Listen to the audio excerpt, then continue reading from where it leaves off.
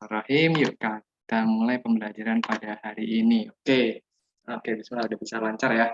Coba nih kakak coba coret-coret dulu ya. Bisa nggak ya? Ah, testing. Oke. Keluar semua. Coba kakak coret-coret bisa nggak nih? Ya, belum keluar ya? Belum, Pak. Bisa ya? Apa ya ini yang ntar dulu kita cari sama-sama.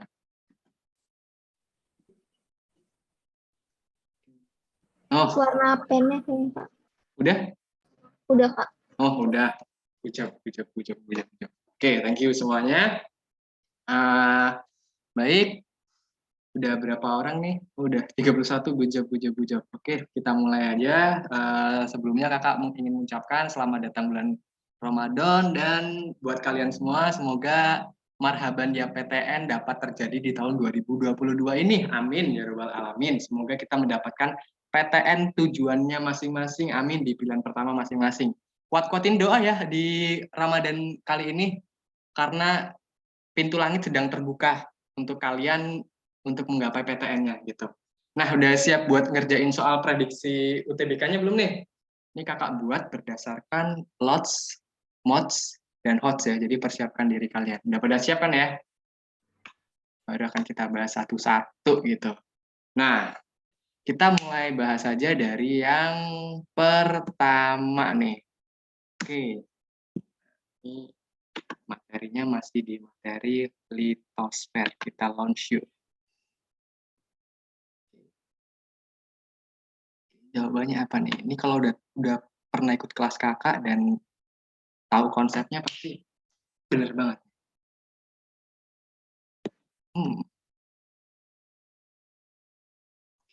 Oke. Oke. Hidupin AC dulu.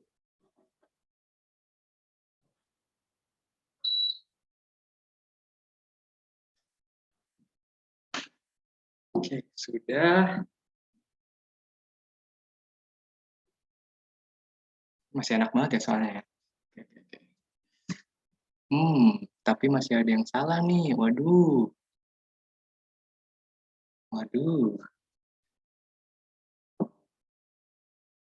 Oke, masih ada waktu 1 menit. Masih ada waktu 40 detik lagi.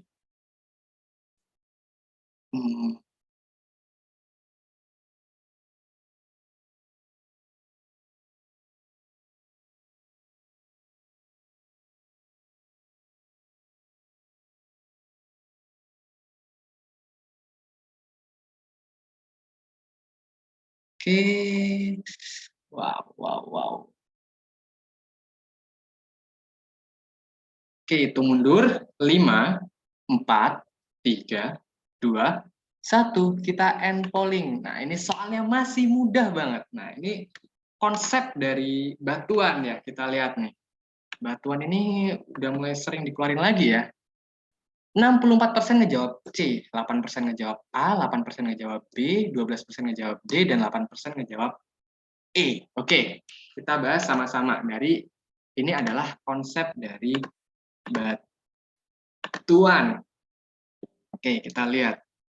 Ini rocks ya. Di soal ini menyatakan bahwa jika kita menemui suatu daerah sering mengalami kekeringan, ini yang waktu itu masuk kelas kakak udah tahu banget nih. Pokoknya udah tahu banget bakal dibolak-balik seperti apapun pasti sama konsepnya. Dan air dalam waduk selalu mengalami kekeringan pula. Maka kemungkinan batuan penyusun daerah tersebut adalah, kita lihat dulu nih. Kita lihat. Di sini formasi batu granit. Batu granit itu masuk batuan apa nih? Dia masuk ke dalam batuan sedimen, metamorf, atau batuan beku nih. Batu granit. Nah, benar Ian, good job. Batu granit ini masuk ke dalam batuan beku, yaitu hasil dari pembekuan magma. Oke, diingat lagi nih konsepnya nih. Batuan kan ada 3 jenis nih. Nah, ini konsep batuannya. Batuan kan ada 3 jenis. Batuan beku, metamorf, dan sedimen. Nah, kita lihat di sini nih. Bahwasanya, nah benar semua, good job. Formasi batuan yang paling sering mengalami kekeringan itu, dia banyak terdapat di formasi batuan gamping. Kalau kekeringan ini, dia banyak formasi di batuan gamping. Gamping itu dia masuk ke dalam batuan sedimen. Nah, kita lihat, kalau beku konsepnya adalah berdasarkan pembekuan magma.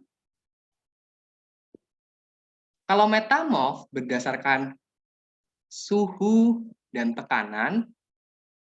Kalau sedimen dia berdasarkan pengendapan. Ini coretannya udah kelihatan kan ya? Kakak takutnya udah nyoret-nyoret kayak gini nggak kelihatan lagi ya? Oke, udah kan? Paling mager banget kalau waduh nih udah nyoret-nyoret panjang lebar nggak kelihatan. Aduh, HP-nya geser. Nah, kita lihat nih. Ini udah kan ya, benar. Yoi, kelihatan. Halo siswi, kelihatan Kak? Good job. Nah, kita lihat nih. Kalau batuan beku itu berdasarkan pembekuan magma, nama lainnya tuh igneous rock. Contohnya itu ya kayak granit. Terus apa lagi? Kayak dia obsidian. Terus dia kayak basalt. Basalt ini berdasarkan magma basaltnya berarti ya. Kita lihat kalau batuan beku itu dia sifatnya itu dia kayak tidak mudah dialirkan oleh air. Nah, berarti dia salah. Yang ngejawab A ini salah. Karena apa? Untuk waduk yang mengalami kekeringan, pasti itu ada bagian-bagian rongga, bagaimana batuan itu dapat menyerap air sehingga terjadi kekeringan nih. Kita lihat formasi batu pasir ini dia masuk ke dalam batuan sedimen. Tapi batu pasir itu berdasarkan granualitasnya itu ya, granualitas itu kayak butiran batuan, batu pasir ini dia mohon maaf yang ngejawab formasi batuan pasir, no, salah juga, dia nggak menyebabkan kekeringan. Karena apa? Batu pasir itu kalau dia udah menyerap air ya dia akan bercampur airnya jadi satu. Bahkan batu pasir itu kalau terlalu banyak air malah larut ya, larut gitu. Airnya ngalir jadi sungai bawah tanah kan Kak? Nah, ini nih kita lihat. Kalau dia mengalir di sungai bawah tanah, Ian, dia itu ada di formasi batuan kapur. Nah, bener banget nih. Karena apa? Sama konsepnya. Mau itu waduk, mau itu suatu wilayah, apabila dia terdapat zonasi batuan kapur, kars ya, topografi kars, otomatis ini akan ada yang namanya rongga. Rongga dari dia kelas. Nah, inilah yang menyebabkan air ketika dia masuk, dia akan mengalir ke segala arah. Akan menyebabkan daerah tersebut kering. Jadi fix no debat yang C ini dia adalah, yang di soal paling mudah pertama ini yang benar adalah C, formasi batuan kapur. Nah, batuan kapur ini disusun oleh yang namanya batuan gamping. Pembentukannya ya. Nah, gitu.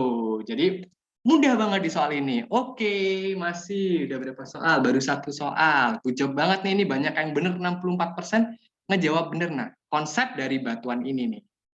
Konsep dari batuan ini kakak garis bawahi, jangan sampai dilupakan ya konsep dari batuan ini. Ini kadang-kadang dikeluarin juga di UTBK soalnya. Ada di UTBK 2015, 2017 gitu. Oke, aman. Sejauh ini aman ya, nggak menemukan kesulitan ya, wajar. Dia masih lots. Di balik soal UTBK itu pasti ada lots, mods, dan hots ya. Oke, good job. Habis ini kakak tunjukin lagi soal yang berikutnya. Kalau formasi batuan breksi salah juga, breksi batuan beku, marmer juga salah. Dia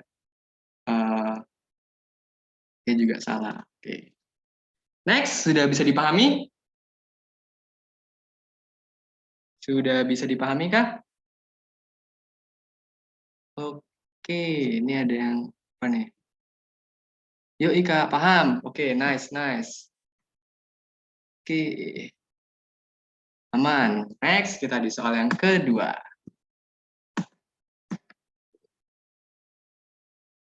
Ini udah mulai akhir nih.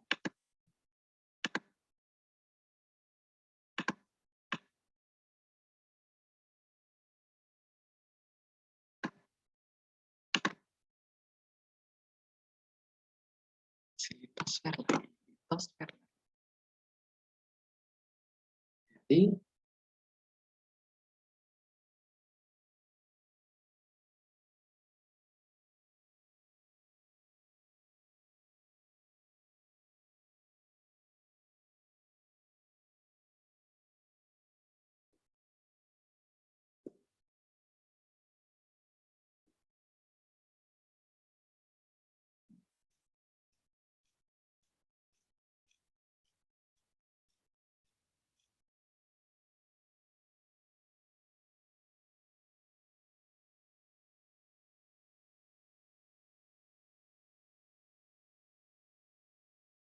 oke, nggak ada suara mayoritas nih.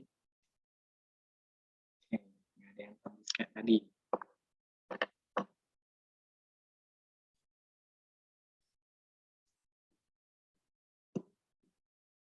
Ini kakak nyambi makan KFC, nggak apa-apa ya?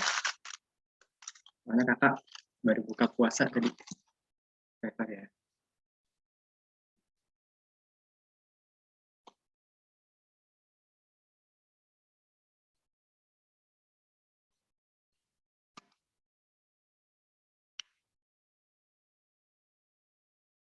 Oke, auto mundur. 5, 4, 3, 2, 1. And polling. Surprise! Ini nggak ada yang ngejawab mayoritas. Nggak ada yang di atas 50%. Di mana 24% ngejawab A, 29% ngejawab B, 12% ngejawab C, 21% ngejawab D, dan 15% ngejawab E. Oke. Kalau pada jawab apa nih? Oke, pada jawab apa nih? Angel, Ala, Hani pada ngejawab apa nih? Rahel pada ngejawab apa nih? Oke, oke. Aku C, B, Fajar. Oke, Cindy C, Riani C, E, E, B, Sela, E, A, C. Oke, banyak mayoritas ya, mayoritas beragam ya jawaban soalnya ya. Yuk kita bahas aja nih, kita bahas. Coret. Ini agak tricky lagi nih di soal di materi litosfer nih. Kenapa? Litosfer ini salah satu materi yang sering banget keluar dan soalnya itu tricky, mulai dari tektonisme, vulkanisme, seisme, sampai ke tenaga eksogennya ya. Nah, di sini tanyain, pada pertemuan dua lempeng tektonik akan terjadi beberapa fenomena, kecuali, pertemuan dua lempeng tektonik. Jadi kalau bertemu, berarti dia secara apa nih? Secara apa kalau pertemuan? Geraknya secara konvergen. Nah, kan dua lempeng nih. Berarti dia secara konvergen. Good job. Kita lihat. Jadi gerak konvergen ini dapat menyebabkan sesuatu nih guys. Dapat menyebabkan sesuatu. Jadi ketika suatu lempeng samudra, ini kita ibaratin aja ya. Kita lempeng samudra, harusnya lempeng benua di sini. Lempeng benua, di sini lempeng samudra. Nah, ini kan bertemu nih. Nah, sudah otomatis ketika ada lempeng saling bertemu, ini akan membentuk yang namanya zona subduksi atau penujaman lempeng. Dan ada dua kemungkinan kalau dia yang lempeng samudra, ini yang lempeng samudranya kalah, dia biasanya akan membentuk suatu zona. Jika ada yang kalah, ada yang zona penujaman ini nih, menujam ke bawah. Kalau dua-duanya sama kuat, dia membentuk yang namanya zona kolisi. Nah, zona kolisi ini nggak ada yang mau ngalah. Kayak sama-sama kuat itu, biar sama-sama kuat, nggak ada yang mau ngalah, jadi dia ke atas. Udah otomatis, ketika ada suatu zona subduksi di bawah, Ini kan menujam nih, set ke bawah. Batolit dan ada pergerakan magma di sini.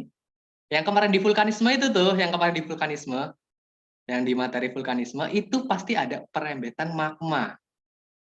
Itu pasti ada perembetan magma ke atas sehingga menimbulkan aktivitas vulkanisme.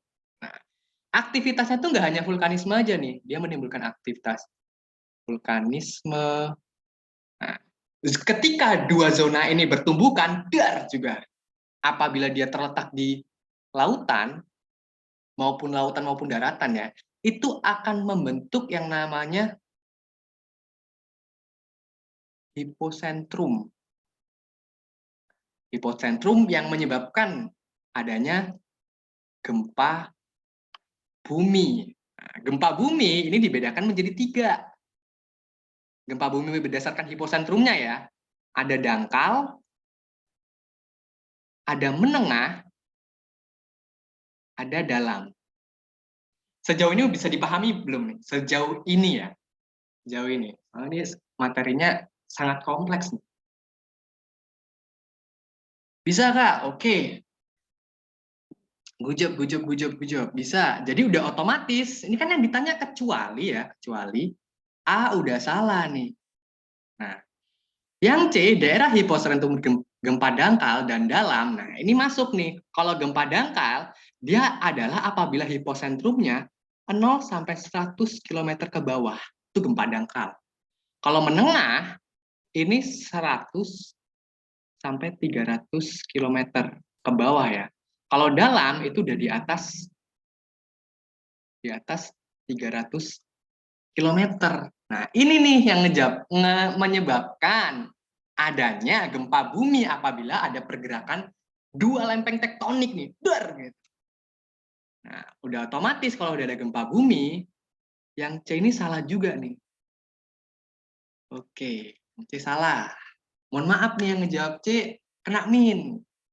Selain itu, setelah adanya pergerakan lempeng, tadi kan ada zona kolisi nih. Zona kalix ini biasanya membentuk sebuah pegunungan ya. Pegunungan. Contoh nyatanya itu ya kayak pegunungan Himalaya dari lempeng Eurasia bertemu dengan lempeng Hindia ya, anak benua India kan tep nabrak gitu ya. Sama-sama kuat tuh lempeng benua ketemu lempeng benua gitu. Otomatis dia jadi pegunungan. Berikutnya, kalau yang kalah nih, yang kalah. Kalau dia terletak di laut dalam pertemuan lempengnya, ketika dia ada yang kalah, zona subduksinya semakin ke bawah, ini akan menyebabkan yang namanya palung. Nah, palung laut nih. Palung laut adalah laut dengan kedalaman lebih dari 6.000 meter. Ini lebih dari 6.000 meter ya. Yang terbentuk karena adanya zona subduksi di wilayah tersebut yang menujam sangat dalam. Contohnya adalah Palu Mariana. Ya, hasil subduksi antara lempeng Filipina itu, tahu kan? Palung yang terdalam banget tuh. Ini contohnya adalah palung. Udah otomatis yang ngejawab D juga salah. Bentuk palung laut di tempat tumbukan. Salah lagi. Wow. Wow, tinggal sisa B sama E nih. Tinggal sisa B sama E. Pembengkakan tepi lempeng benua. Oke, pembengkakan tepi lempeng benua itu dia kayak di tepinya ini nih. Saling bertemu. Nah, pasti di wilayah yang terdorong ini pasti akan adanya pembengkakan di atas ini. Nah, jadi sudah otomatis yang E ini no, salah juga. Nah, itulah pembahasannya. Bisa kita tarik kesimpulan bahwa ketika ada pertemuan dua lempeng tektonik, ini akan membentuk yang pertama, aktivitas vulkanisme, daerah hiposentrum gempa, bentuk palung laut, dan pembengkakan lempeng tepi benua. Kalau pembentukan lempeng baru, ini susah. Ini susah. Karena apa nih? Karena apa? Ya ketika dua lempeng bertabrakan, masa tiba-tiba ada muncul lempeng ketiga, tiba-tiba ada orang ketiga di hubungan kalian, sakit nggak sih? Ya semoga nggak ada lah ya. Semoga nggak ada gitu. Cukup kalian berdua dengan pasangan kalian lah ya, jangan ada orang ketiga. Sakit. Nah, di sini juga dalam hal ini nih nggak ada nih yang namanya pembentukan lempeng baru. Karena lempeng di dunia ini udah dibagi-bagi ya, ada lempeng besar, ada lempeng kecil. Lempeng besarnya itu kayak lempeng Eurasia, lempeng Indo-Australia, lempeng Pasifik. Lempeng kecilnya itu kayak lempeng Filipina, lempeng Kokos. Tuh, itu geng. Kayak lagunya Hippie, wow. Kak, kalau terjadinya tsunami termasuk hasil dari convergence bukan ya? Nah, benar nih. Apabila tsunami itu sering banget kakak garis bawahi terjadi di gempa yang hiposentrumnya ini dangkal. Garis bawah ya, dangkal ini bisa menyebabkan yang namanya tsunami.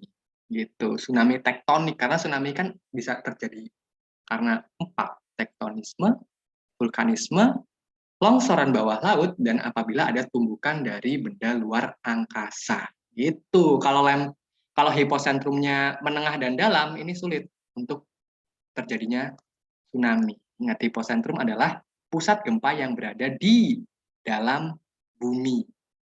Kalau kakak gambarin ya, kalau di sini kalau kakak gambarin, ini hipocentrum. Kalau epicentrum, dia adalah pusat gempa yang ada di permukaan bumi. Karena gempa itu kan pasti merambat ya, ada gempa pertama dan gempa susulan. Tuh. Sejauh ini bisa dipahami nggak? Ini banyak yang salah nih ternyata. Wow, wow, nggak apa-apa memang. Hmm, soal prediksi UTBK ya seperti ini, kakak nggak mau ngeluarin soal-soal yang receh ya? Paham, paham, kakak. Oke, mau nanya, boleh Hani? Kamu mau nanya, itu Hmm? kan hipocentral ya. Hmm. Hipocentrum sama hipocentral Sama, sama itu dua istilah dalam seisme yang sama, hipocentrum, hipocentral. Sama aja kayak epicentrum, epicentral juga sama kayak gitu. Gitu. lain kayak bagian atasnya itu bagian Bukan, dalam. bukan. Ya, jadi sama ya epicentrum, epicentral gitu. Oh ya, ini 100 sampai 300 ya. Nah, diingat Makasih lagi ya, nih. Kak. Oke, sama-sama. Kalau gempa ini udah nggak pakai skala Richter ya kalau sekarang ya. Itu tuh dinyatakan dalam skala magnitudo. Skala magnitudo kalau dalam gempa. Nah, sekalian aja ya, biar kakak jelasin ya. Tadi kan kita udah ngebahas sedikit seisme. Jadi kalau seisme, ini kan kegempaan. Jadi kan kita udah paham ya, kalau dalam istilah kegempaan itu apabila dia itu dua nih bertabrak, menimbulkan getaran gempanya nih.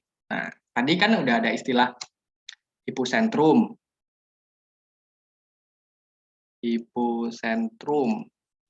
terus ada istilah epicentrum. Nah, ini sama, maupun hipocentral maupun epicentral itu sama. Nah, kalau ini hipocentrum ini yang berada uh, di dasar bumi, kalau epicentrum ini di permukaan. Nah, nanti ada istilah lagi nih dalam kegempaan. Kalau skala dalam gempa kan tadi kakak udah nyatakan itu dia udah pakai skala magnitudo ya. Nah, dalam gempa ada beberapa istilah juga nih yang wajib kalian tahu nih. Jadi nggak hanya epicentrum, nggak hanya hipocentrum, dia ada istilah. Kan pernah dengar istilah ini kan ya? Terus pernah dengar istilah ini? Nah, oke, good job, Pleistocesta, terus Homo seista, tuh, terus ada skala Mercalli. Oke, nah kita lihat lagi nih dalam kegempaan ini ya, tapi lupa. Dia ada beberapa istilah yang wajib kalian ketahui. Kalau di Pleistocesta ini adalah garis yang menghubungkan tempat dengan kerusakan yang sama.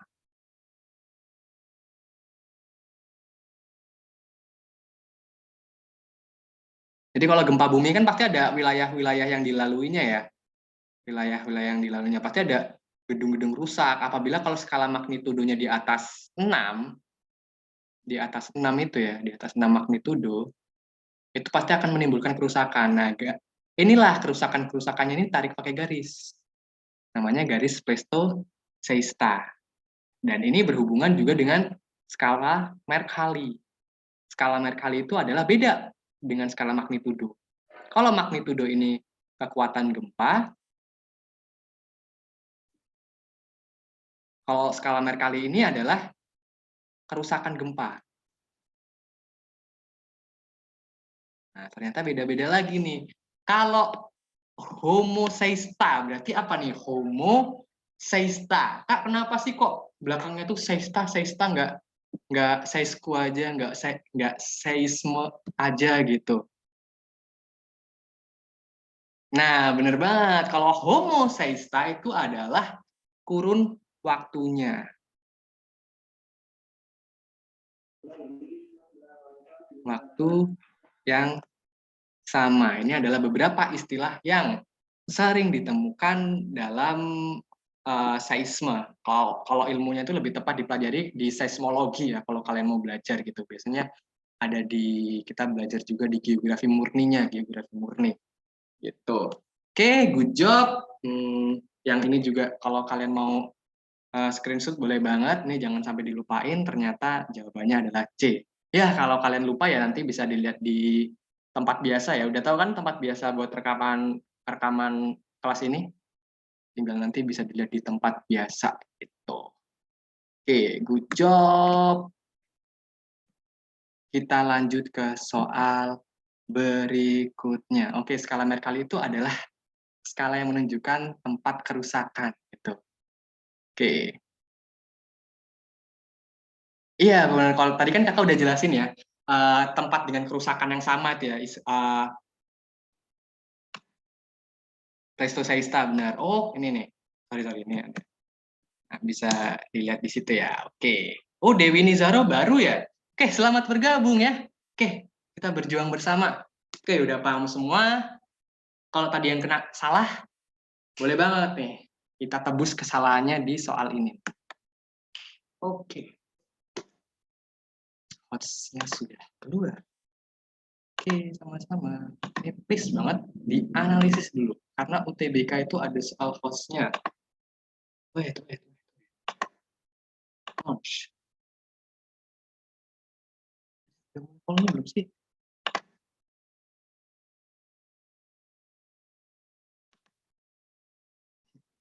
Ini ada tipe bina. Jawab. Agak keras.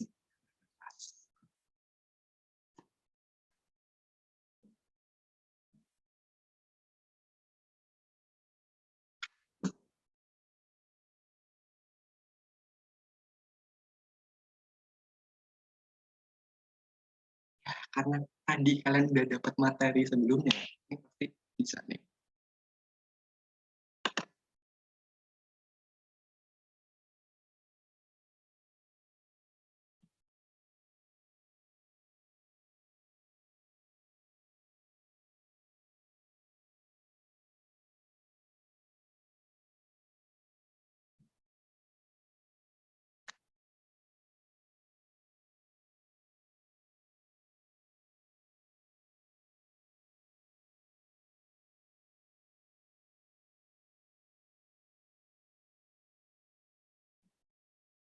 Oke, ini kakak mau kasih waktu 2 menit deh.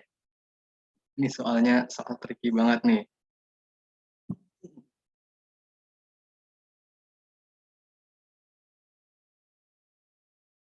Hmm.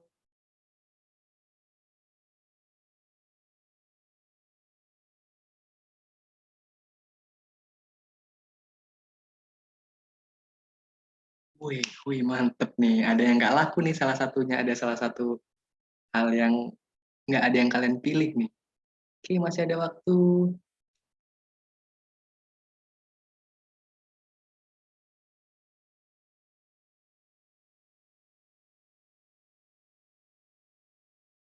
Oke, handful lah ya. 5, 4, 3, 2, 1. And polling. Wow. Gak ada suara mayoritas. Kalian pada ngejawab apa nih? Oke, pada ngejawab apa nih? Rahel, jawab apa Rahel? Nadiro, jawab apa nih? Hani, jawab apa nih? Wow. Cindy, jawab apa nih? Ini agak ngeri-ngeri nih soalnya. Wow. Oke.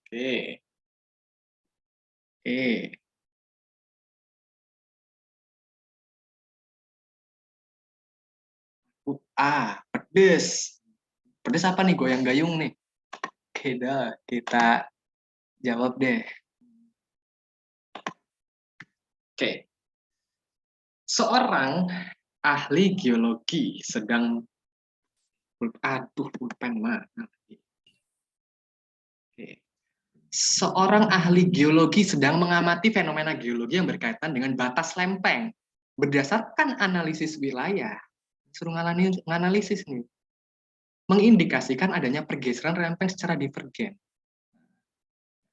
Kita lihat nih, kalau pergerakan lempeng secara divergen, ini besar kemungkinan ya akan menimbulkan hal apa nih? Berarti ini tanyain yang benar ya. Yuk kita jawab nih. Kalau yang D ini, terdapat pusat gempa dangkal dan dalam. Fix banget, ini salah. Karena tadi udah dibahas di zona subduksi.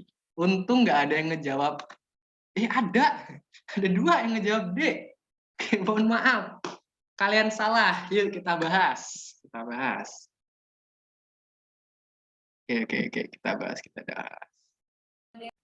Halo, siapa ngaku? Jangan, ada dua yang ngejawab D. Oke, kita bahas yuk. Oke. Jadi zona konvergen ya.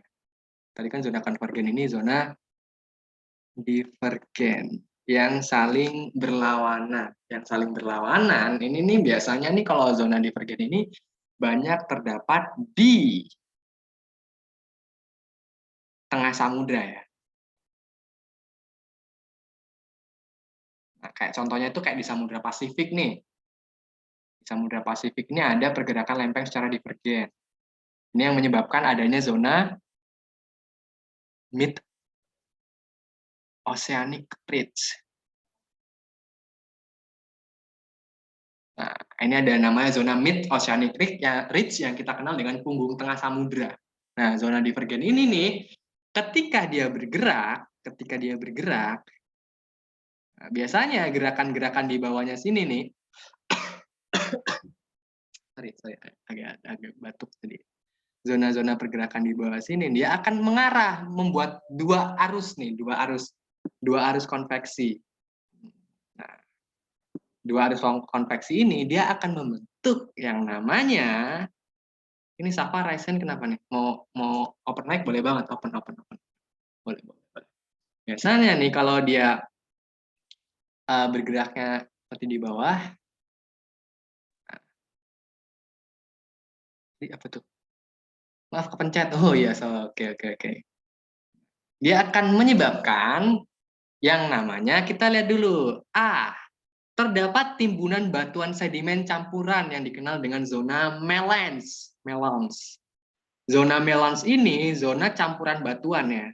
Ini zona campuran batuan. Zona melans ini dapat terbentuk dia apabila dia ada yang namanya zona subduksi. Ini lagi-lagi subduksi, karena subduksi itu menimbulkan banyak banget ya, dia menimbulkan zona subduksi. Kok bisa zona melans? Ini kayak batuan-batuan yang biasanya terangkat di batuan-batuan yang ada di dasar samudra nih. Ketika ada zona subduksi, kan ada yang menujam, ada magma, dia terangkat.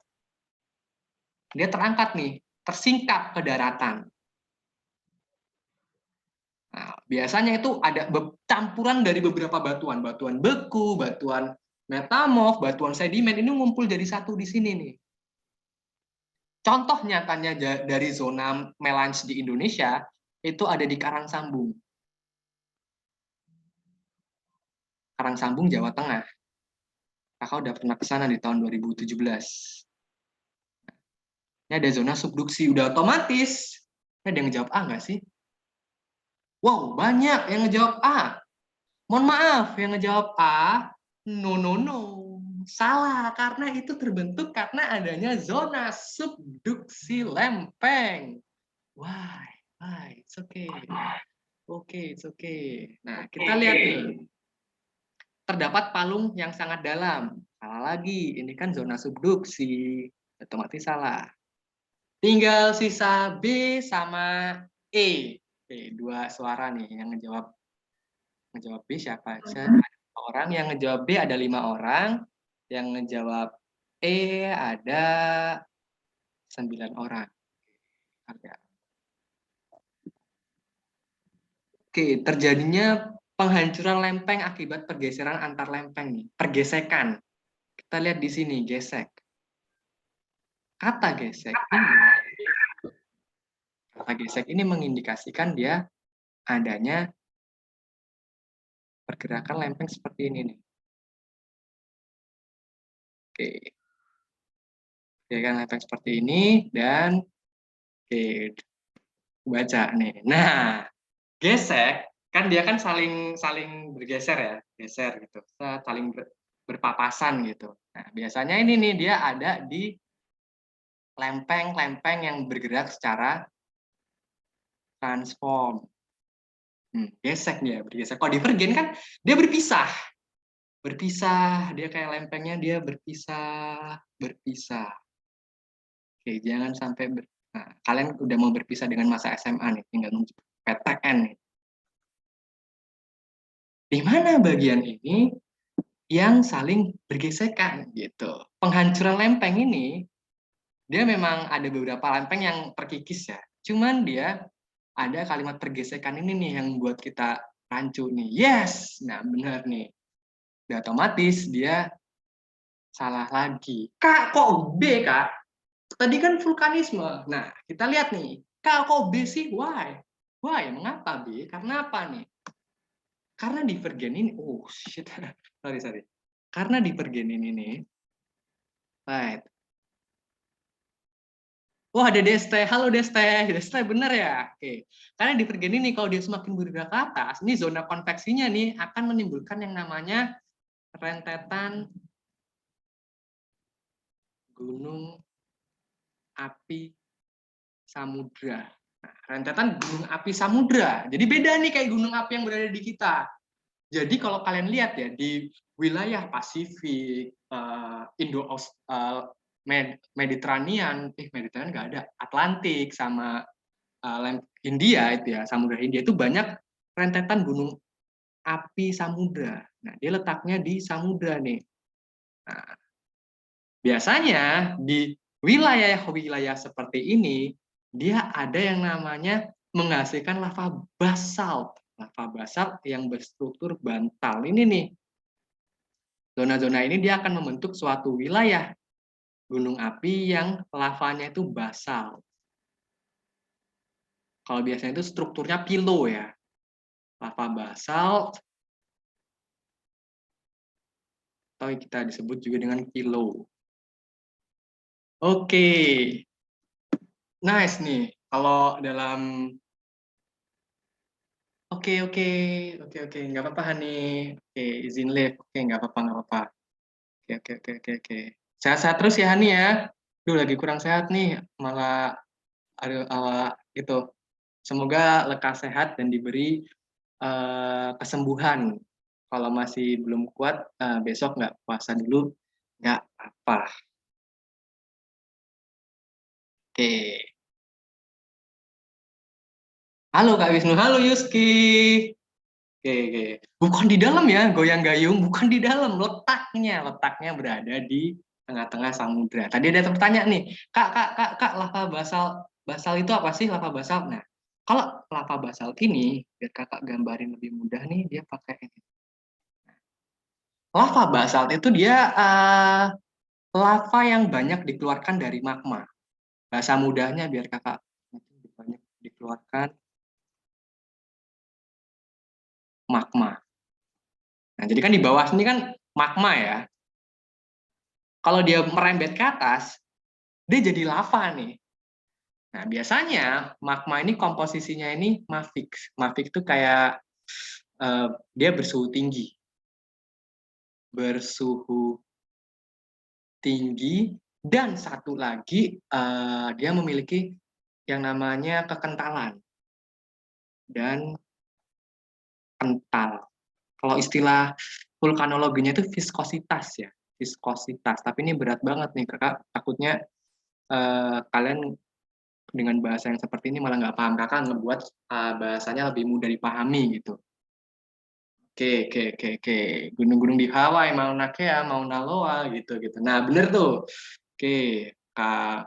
Tapi itu harus diriset lagi ya, karena kakak kan belum pernah ke sana juga jauh, harus diriset penuh gitu. Harus ada riset lebih lanjutnya.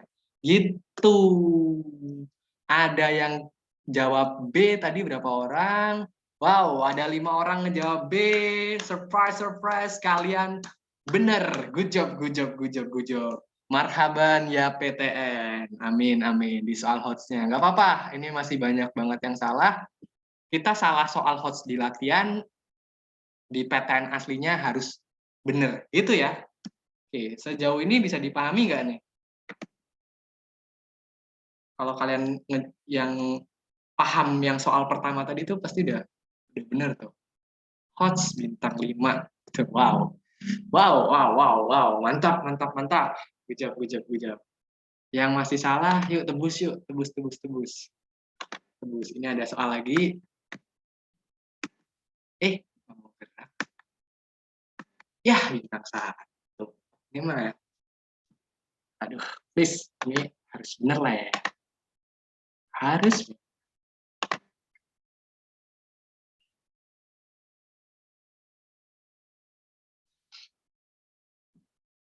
Di mana ada soal susah. Yang belum SS nanti akan kakak tampilkan ya. Yes.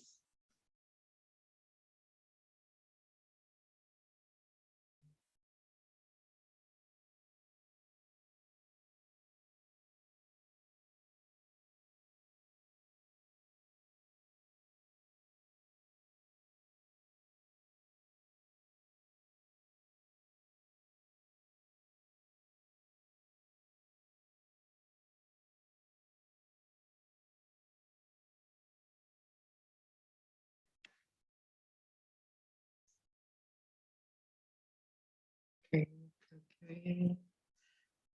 10 detik lagi.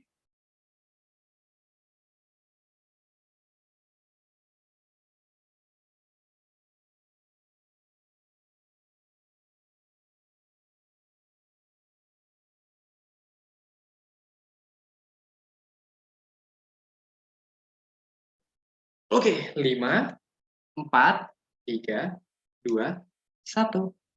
And polling. Oke, hujab yuk. Wow, ini ada suara mayoritas. Oke. 74% ngejawab A, 5% ngejawab B, 8% ngejawab C, 11% ngejawab D, 3% ngejawab E. Yuk, bahas. Ini mudah banget, soal termudah dalam hal ini. Bentang alam yang dihasilkan oleh proses air yang mengalir. Gimana air? Waduh, belum sempat jawab. Oke, jawab di chat aja ya. Gimana air mengalir sampai jauh? Kita lihat. Kita bahas satu-satu. Ini jawabannya adalah, ya bener banget yang ngejawab A itu 100% bener. Fix no debat. Karena apa?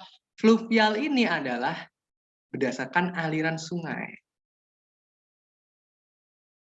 Nah, kalau aliran sungai udah otomatis mengindikasikan adanya air gitu. Karena apa? Kita bahas satu persatu.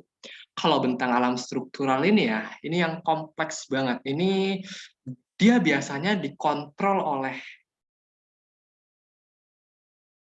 oleh patahan dan lipatan. Ini kompleks nih. Sama dikontrol oleh struktur geologi ya. Dan struktur geologi.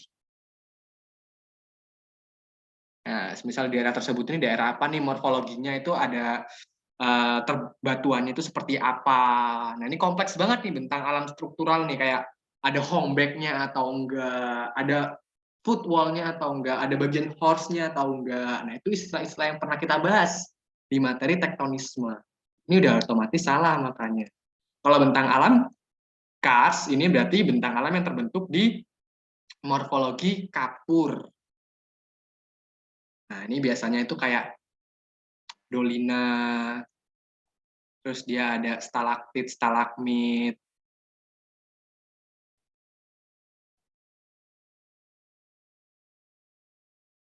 Kak, dolina itu apa? Dolina itu adalah danau kapur. Nah, terus dia juga ada yang namanya Pepinokarst.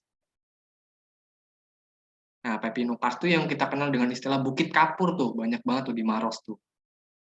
Oke, berarti udah otomatis salah lagi, bukan air nih. Bentang alam eolian, eolian itu angin. Terbawa oleh angin, sepoi-sepoi gitu. Kayak contohnya sand dunes gitu. Terus gosong pasir. Kalau bentang alam vulkanik ya dia akibat gunung api gitu. Udah otomatis nih. Kita 74% tadi ngejawab benar. Good job. 74% ngejawab benar. Siapa tuh yang belum di Kakak Mut ya? Oke, sorry. Kakak Mut ya. Oke, good job, good job, good job, good job. Benar, benar, benar. Oke, mantap, mantap. Benar. Kata Bus ya. Ini mudah banget ya berarti ya. Ini udah bisa dipahami kan ya? Bisa dipahami? Tos, marhaban ya PTN. Bisa Kak? Bisa paham. Oke, Pepinokarst itu adalah Bukit Kapur. Oh, Fajar mau di kampus Kakak nih, Fajar. Bukit Kapur. Bukit Kapur. Yang sifatnya masih kecil ya, masih kecil kalau Pepinokarst. Kayak tiang. Kalau stalagmit itu dia itu kayak bagian runcing dari sedimentasi kapur yang terletak di Goa Kars. Ada stalaktit, ada stalagmit. Stalagmit itu yang di atasnya itu stalagmit di goa kapur gitu. Oke, jawab. Jangan bersenang diri dulu karena ini masuk ke dalam soal yang lots. Oke, habis ini kita bahas yang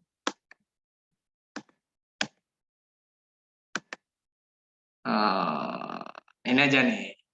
Ini aja, ini mods. Bintang 3 nih, bintang 3.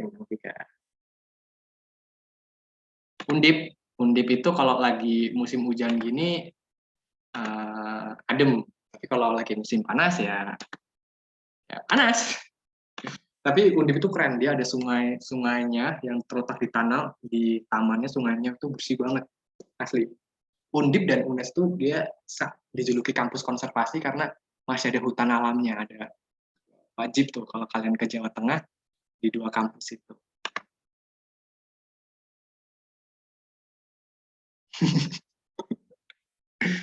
Oke. Nah, ini soal mods. Oke. Wah, ada yang langsung ngejawab tapi langsung salah nih. Siapa nih? Aduh. Jangan buru-buru ya. Oke. Wow.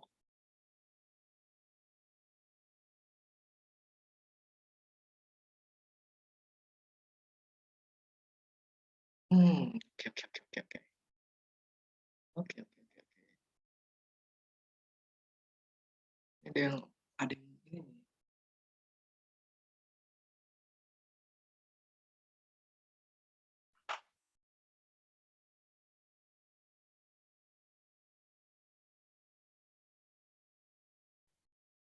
Wow. Ada yang deg-degan.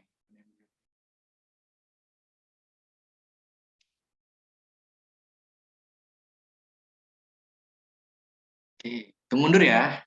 5, 4, 3, 2, 1. And polling. Oke, kita lihat. Wow, ada suara berimbang nih. Wow, ada suara berimbang.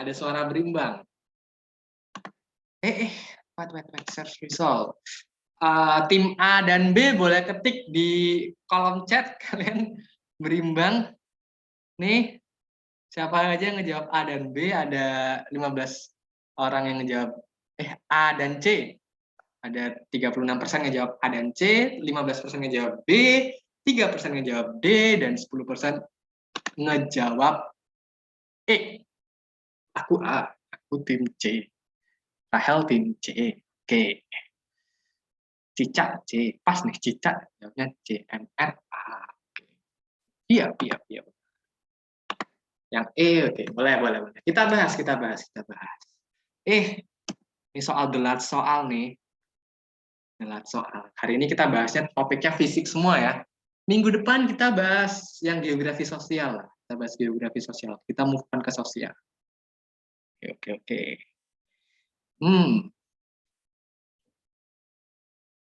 Lihat nih, pemanfaatan tanah sebagai bahan bangunan dalam bentuk industri batu bata dan genteng menimbulkan dampak lingkungan sebagai berikut. Kakak tanya, batu bata itu dibentuk dari tanah apa nih? Tanah apa nih? Tanah apa? Lihat, lempung. Oke, lihat. Batu bata ini terbentuk dari tanah liat. Kalau tanah liat, ini dibahas materi-materi ini nih. Ini ada dalam materi pedosfer ya, masuk dalam pedosfer, yaitu lapisan tanah.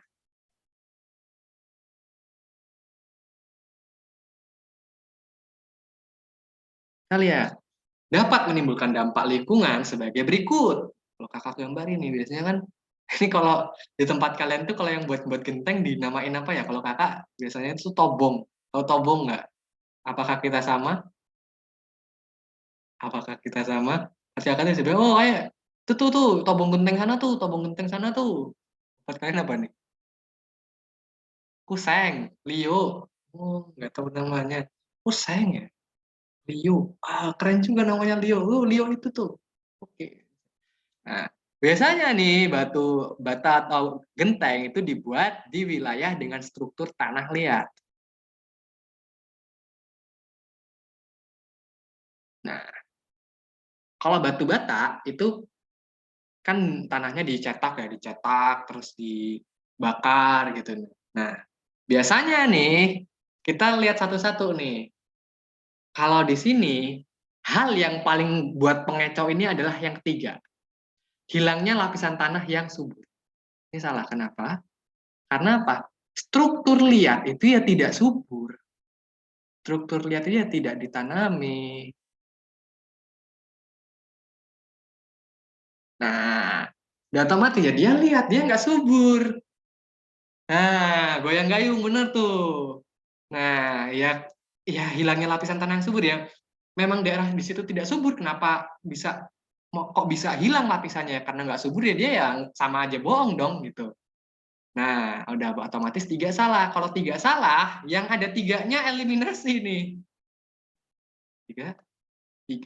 Kak, tapi kan pencemaran fisik akibat kabut pembakaran kan ada juga, Kak. Ada juga. Nah, biasanya kan kalau kabut pembakaran itu disebut juga dengan smog ya. Smog. Smog ini yang paling parah dari industri. Industri berat. Nah, kayak pabrik-pabrik, pengolahan, kayak di pabrik-pabrik besar yang corong asapnya banyak banget, batu bara, itu dia menimbulkan yang namanya kabut pembakaran. Makanya dia ada istilah salahnya juga nih. Nah, no, dia salah juga karena ini sifatnya besar nih, pencemaran fisik akibat kabut pembakaran. Dia skalanya luas, sedangkan skala kita hanya berupa liu, tobong, sama apa lagi tadi? Seng ya? Seng. Nah, ini nih pembakarannya ini hanya menimbulkan kadar debu. Nah, kadar debu dari proses pembakarannya itu. Udah otomatis, mohon maaf yang walaupun kalian hampir benar, tapi kalian kurang detail nih bahwasannya tanah liat ya memang dia nggak subur gitu.